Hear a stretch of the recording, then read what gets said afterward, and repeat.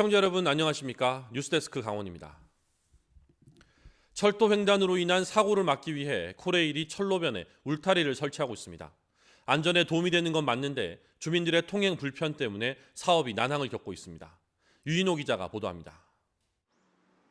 열차가 다니는 철로변에 울타리가 설치된 곳입니다. 2년 전 철도를 건너던 주민의 사망 사고로 4,800만 원 배상 판결이 나온 뒤 철도 당국이 설치했습니다. 코레일 강원본부는 내년부터 2022년까지 4년간 동해와 삼척, 태백, 강릉 지역 204곳에 43.7km의 울타리를 더 설치할 계획입니다. 무단 횡단하다 달리는 열차에 부딪혀 귀중한 생명을 잃는 사고가 자주 발생하고 있습니다. 저희는 국민의 생명과 안전을 보호하고 열차가 정상적으로 운행할 수 있도록 지속적으로 울타리를 설치하고 있습니다. 문제는 통행 불편입니다. 인근 바닷가에 작은 해수욕장과 사찰이 있어 철로 횡단이 많은 구간입니다. 수십 년간 이곳을 건너다닌 주민들은 울타리를 설치하면 어떻게 건너다닐지 걱정하고 있습니다. 조금 돌아서라도 건너편으로 갈 수 있으면 다행인데 여건상 우회로 개설이 어렵기 때문입니다. 동해시만 해도 이런 곳이 한두 군데가 아닙니다. 이 때문에 울타리 설치는 속도를 내지 못하고 있고 대책을 세워야 할 지자체는 고심만 거듭하고 있습니다. 우회로가 없을 경우에는 이제 입체교차 시설 내지 언더패스 박스를 해야 되는데 그 비용이 엄청 비쌉니다. 한 13억 내지 14억 뭐 이 정도 소요되는데 그 비용 부담 주체 때문에 통행 불편이라는 난제를 만나면서 안전시설 설치가 차질을 빚고 있는 가운데 주민과 지자체, 철도 당국 모두 갑갑한 상황입니다. MBC 뉴스 유인호입니다. 원주시 인구가 매년 늘고 있지만 당초 목표치와는 차이를 보이고 있습니다. 혁신 기업도시 유치 효과가 아직은 크지 않다는 분석인데 도시 성장을 위한 기반시설 확충에 걸림돌이 될까 우려됩니다. 보도에 조성식 기자입니다.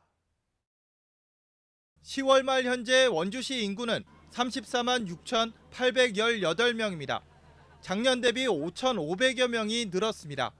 지난 8년여 동안 원주시 인구 변화를 살펴보면 2011년 32만 명에서 올해까지 매년 꾸준히 증가하고 있고 한 해 적게는 1,000여 명, 많게는 6천 명 가까이 늘고 있습니다. 하지만 원주시의 인구 증가세가 2010년에 전망한 당초 목표치와는 상당한 격차를 보이고 있습니다. 2020년에 인구 40만, 2030년에는 50만 도시를 꿈꿨지만 지금의 추세로는 목표 달성을 10년 이상 미뤄야 할 실정입니다. 2014년 혁신도시가 본격화된 이후 인구 증가세가 소폭 늘었는데 기대치에는 못 미치고 있고 기업도시가 완성 단계에 이르렀지만 아직 인구 유입 효과는 뚜렷하지 않은 상황입니다. 최소한 한 5년에서 10년 그 정도에 대한 그 기간이 필요하다고 보고 있습니다. 정적권 개선 사업을 지금 금년서부터 이제 시작하고 있습니다. 그 부분이. 그래서 그 부분이 이제 활성화된다 그러면은 조기에 오지 않을까 그렇게 보고 있습니다. 올해 국가산업단지 지정과 혁신도시 시즌2 등 사회적 인구 증가 요인이 생긴 것이 그나마 희망이 되고 있습니다. 인구는 도시 기반 시설 확충을 위한 중요한 지표로 작용합니다. 목표 인구와의 격차가 점점 벌어진다면 50만 도시를 위한 준비에도 차질이 우려돼 적극적인 대책 마련이 시급해 보입니다. MBC 뉴스 조성식입니다. 강원FC가 다음 시즌 1부 리그 잔류를 확정지었습니다. 강릉에서 다시 홈 경기를 치러야 한다는 목소리가 높지만 내년 시즌에도 춘천 홈 경기만 치르게 될 것으로 보입니다. 배현환 기자가 보도합니다. 강원FC는 창단 이후 2016 시즌까지 강릉 종합경기장에서 가장 많은 홈 경기를 치렀습니다. 하지만 1부 리그에 재승격한 2017 시즌부터는 올림픽 보안시설 지정 등을 이유로 강릉에서 단 한 경기도 치르지 못했습니다. 2019 시즌에도 강원FC의 홈 경기가 이곳 강릉 종합경기장에서 열리지 않을 것으로 예상되고 있습니다. 강원FC가 도내 18개 시군 전체에 내년 시즌 홈 경기 유치 의사를 공문으로 확인했지만 현재 홈 경기가 열리는 춘천만 유치 의사를 밝혔습니다. 접수 신청을 한 지자체가 춘천시 한 곳뿐이었고요. 춘천시하고 세부 사항만 논의가 되면 이제 계약이 완료가 되는 마무리 단계에 와 있습니다. 춘천 홈 경기장은 강릉에 있는 클럽하우스와 거리 차이가 2-3시간에 달해 먼저 선수들이 불편합니다. 영동 지역 축구 팬들 역시 경기장을 찾기가 어려워 실제로 올해 강원FC 평균 관중 수는 리그 최저를 기록했습니다. 강릉 쪽이 이제 구도의 도시로서 지역민들에 대한 어떤 그 호응도가 더 좋으리라고 생각했는데 춘천으로 개최된다는 것은 참으로 아쉬운 일인 것 같습니다. 김한근 강릉시장은 6.13 지방선거 당시 강원FC 홈경기 지원 의사를 분명히 했습니다. 하지만 강릉시는 내년 시즌 종합경기장 트랙 교체 공사를 이유로 강원FC 경기 재유치에 난색을 표하고 있습니다. MBC 뉴스 배현환입니다. 오늘 오전 10시 15분쯤 원주시 태장동의 한 의약품 제조 공장에서 폭발 사고가 났습니다. 이 사고로 현장에서 작업 중이던 44살 조모 씨가 2도 화상을 입고 병원으로 옮겨져 치료를 받고 있습니다. 현장 조사를 벌인 소방당국에 따르면 혈관 조영제 원료를 분리하는 원심 탈수기에서 폭발이 일어난 것으로 추정됩니다. 11시 50분쯤 평창군 진부면 하 진부리에서는 46살 김모 씨가 몰던 승합차가 갓길에 세워져 있던 차를 들이받은 뒤 중앙선을 넘어 마주오던 덤프트럭과 충돌했습니다. 이 사고로 김 씨가 병원으로 옮겨졌지만 숨졌습니다. 제55회 원주시 농업인의 날 기념식이 오늘 원주 치학예술관에서 열렸습니다. 기념식에서는 자랑스러운 농업인 등 모두 8개 부문 25명의 우수 농업인에 대한 시상과 장기자랑, 문화공연 등이 펼쳐졌습니다.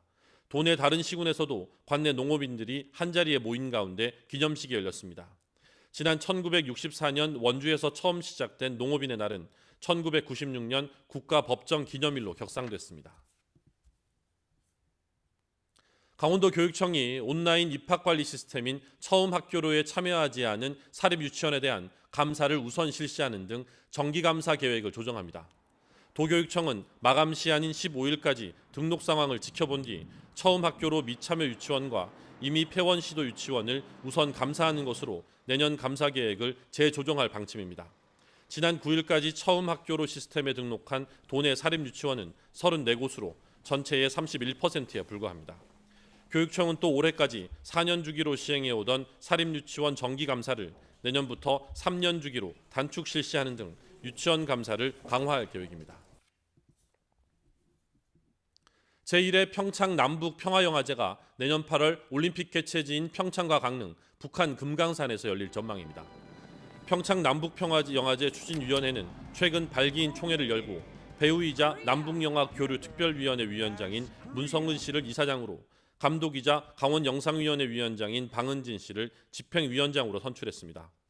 강원도는 도내에서 열리는 최초의 국제영화제인 만큼 평창 올림픽 스타디움을 영화제의 개막식과 상시 야외 상영장 등으로 활용하도록 지원할 계획입니다.